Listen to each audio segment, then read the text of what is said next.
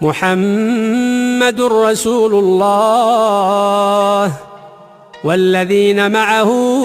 أشداء على الكفار رحماء بينهم تراهم ركعا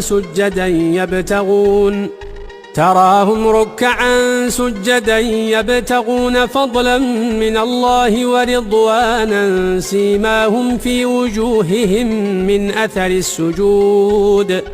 ذلك مثلهم في التوراة ومثلهم في الإنجيل كزرع أخرج شطأه فآزره فاستغلظ